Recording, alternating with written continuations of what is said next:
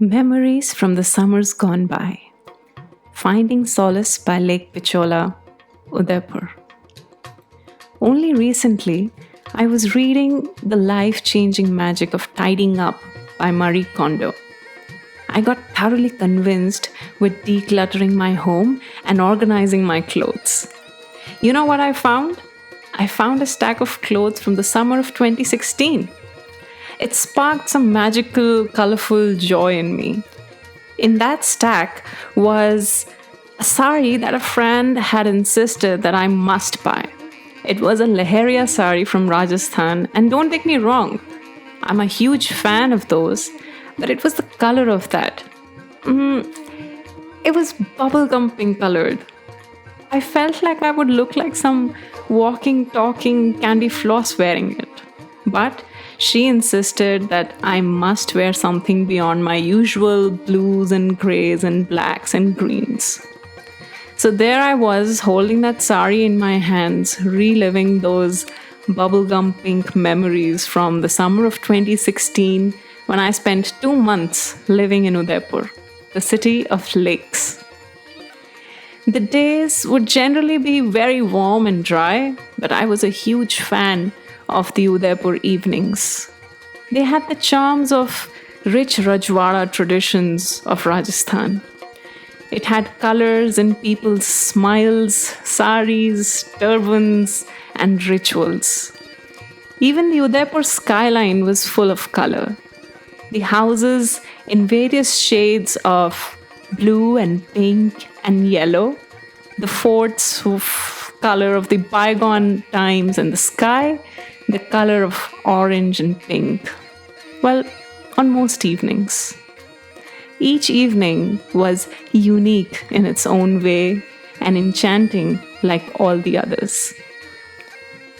I would usually spend my evenings cycling around the Lake Fateh Sagar or strolling in the streets around Gangor Ghat. I would oftentimes be found watching some folk dance and eating some dal bati. I can say it confidently and almost guiltily. I indulged in Udaipur with all my heart. But there's one evening that I often think about.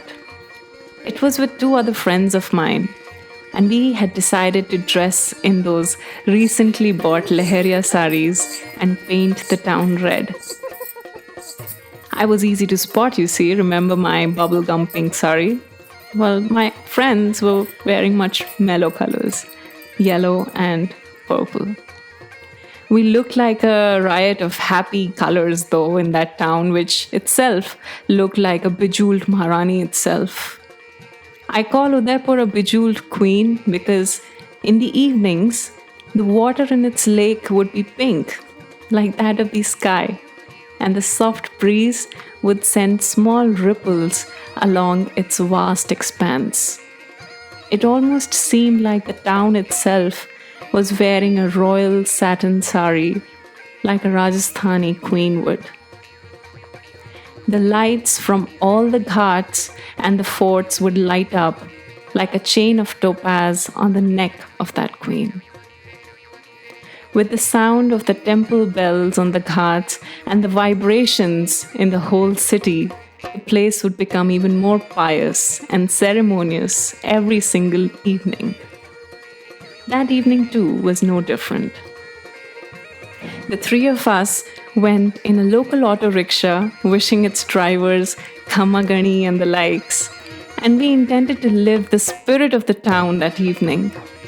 We went first to Bagor Ki Haveli and enjoyed the glorious Dharohar folk dance of Rajasthan.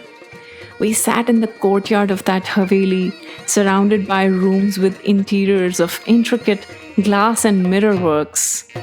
The men in elaborate turbans and handlebar mustaches played the sarangis and the dhaplis, while the women in their ghagras and ornis swirled with grace and caution on the beats while playing with fire and knives. The sounds of the ghungroos and the bass of the harmonium filled the Haveli with a new tone of royal sounds. I distinctly recall that it was in that place I didn't, even for a second, feel out of place in my bubblegum pink sari. In fact, I felt like I belonged there in the heart of that city in that attire. Later, after that performance, we went to a small temple by the Gangor Ghat and saw the priest of the temple perform evening prayers by the ghat of Lake Pichola. There was a huge banyan tree in the center of the temple, and people were floating diyas in palm leaves in the waters of that lake. The bell chimes of the temple somehow seemed to be making the walls of that city stronger.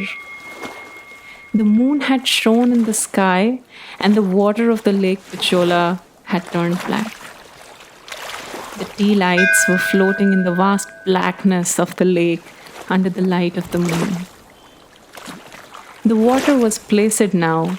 It didn't have many ripples. But the diyas seemed to be coming from somewhere and going somewhere else purposefully. We found a cute little cafe some streets down from that temple. It had a patio jutting out into the Lake Pichola. It was by a medieval-style arch bridge, which was dimly lit up with warm yellow lights that night. The ghat on the other side of the lake looked like a vignette dream from some centuries ago. And sitting on the patio, almost dipping our feet in the black waters of the lake and saving our saris from getting wet, we sipped our coffees and giggled our way through the night. The tea lights from the temple nearby had come a long way from their source and had perched by the cafe's patio.